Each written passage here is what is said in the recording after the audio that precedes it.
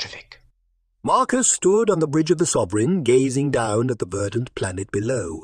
Eos was a jewel suspended in the void, its cities shimmering amidst lush forests and mountains. Yet its beauty belied a growing unease. Ever since negotiations with Governor Elara had failed, Marcus sensed a pall settling over his ship. System malfunctions increased daily.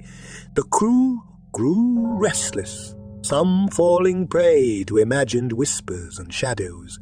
Marcus remained wary, trusting his instincts honed over centuries of war.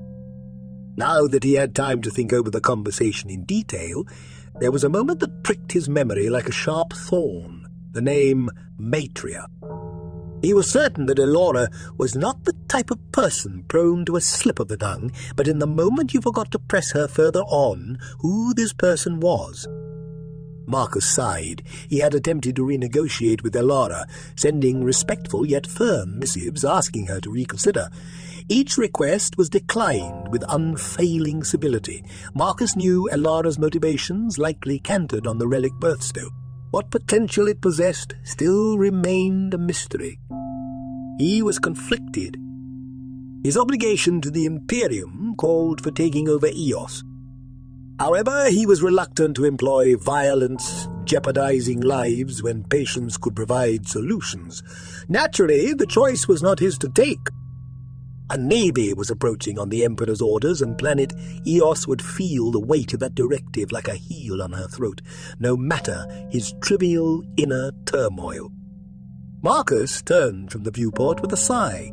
"Status report," he said, settling into the command throne. "Ship systems reporting intermittent warnings, but still holding steady, Captain," answered Navigator Stannis. "Stannis! You should not be at your post," Marcus remarked, shifting his focus towards them. "Oh, yes, Captain," Julius cut in. "Cernus went to the med bay. It was nothing dire enough to disturb your meeting ground site, sir." Marcus nodded. Returning to the matter at hand, he knew that reinforcements were nearly here. He felt reassured by the might that would soon be at his side. A strange feeling, considering he was in no imminent danger. Perhaps it will convince Eos to accept integration without bloodshed. "Lieutenant, any response from the surface?" Julius stepped forward. "No further communications from Eosians, sir." His face was grim. "They are committed to defiance." Marcus's jaw clenched. "Very well. Maintain scans on that relic. Any fluctuations in energy could signif." His words trailed off as the bridge lights flickered and dimmed. Power surged, then stabilized. Marcus gripped his throne, muscles taut. "Status," he barked. "Checking all systems now, Captain." Julius turned to his console, fingers flying across the keys. Marcus watched tensely as Julius assessed each system. Minutes passed in terse silence. Finally, Julius looked up, brow furrowed. "All systems report functional, but energy outputs are fluctuating." He hesitated. "I cannot determine a cause, sir. It may simply be an anomaly." Marcus's eyes narrowed, unconvinced. He opened a channel to engineering. "Chief Bellis, investigate that power disruption immediately. I want answers." "Yes, Captain," came the tinny reply. Marcus obeyed his troubled crew. His immediate thought was to restore morale quickly, before fear took root. "Steady, everyone," he said, pitching his voice to project calm authority. "We have weathered worse in our centuries of service. The Emperor guides us, even here at the edge of the void." The crew members acknowledged his words, straightening their postures. Marcus felt pride in his crew, that his brief remarks could bolster them against the looming unknown. "Lieutenant Julius, adjust our orbit to holding pattern Gamma. Keep us in position over the relic," Marcus ordered.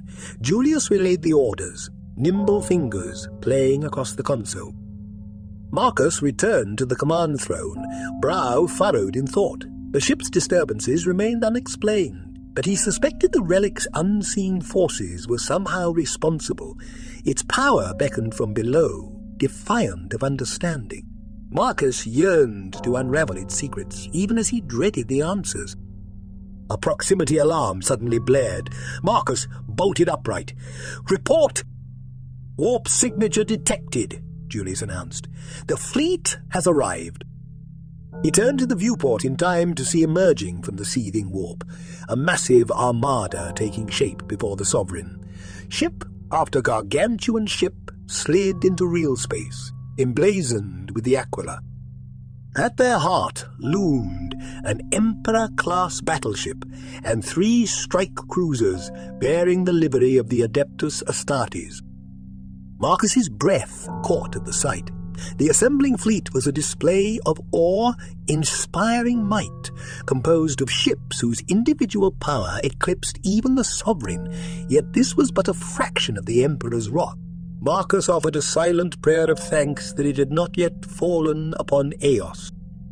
Hailing frequencies chimed as the fleet established contact. Marcus opened a vidlink, greeted by the visage of Lord Admiral Verux. His scarred iron-grey features were set in a permanent scowl. The Admiral addressed Marcus in his deep, solemn voice. "Captain, you have accomplished much by discovering this star system, and I found no fault in your negotiations or the terms offered. We will now ensure these people revere the Emperor as they should." The iron hands stand prepared to descend upon the city. Lord Admiral Verux, gigantic even on the screen, interrupted. "We shall seize this relic they cherish and conquer the planet." Marcus hesitated. "Grant me leave to attempt peaceful contact one final time. There may yet be a bloodless resolution." Verux's eyes narrowed dangerously. "You tread dangerously close to insubordination, Captain. The planetary governor has rejected integration. Further negotiation is meaningless." "She acts to protect her people," countered Marcus. "If we unleash our full might, the casualties—" "Their lives are meaningless," Verux spat. "You have your orders. Provide coordinates for the assault and withdraw your ship." Marcus fell silent. Eyes downcast, he transmitted the capital's coordinates.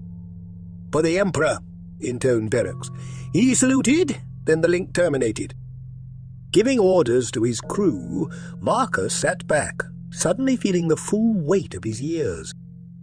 Though he attempted to prevent such an outcome, it nonetheless had come to pass. Conquest set in motion. The great wheel inexorably turning. Hello everyone, and thanks for watching part 1 of chapter 5. Part 2 will be coming soon. Just took a lot of work actually to get this one done. Tried to go a different way with some imagery, and it took a long time. I don't know if I'll be doing that again. But if you could do a little like and subscribe, that would help the channel out. And if you're enjoying the book, then just leave a comment below and let me know what you think's going to happen next, what you're enjoying about it, what you're not enjoying about it. Just let me know. Alright guys, take it easy. Bye bye.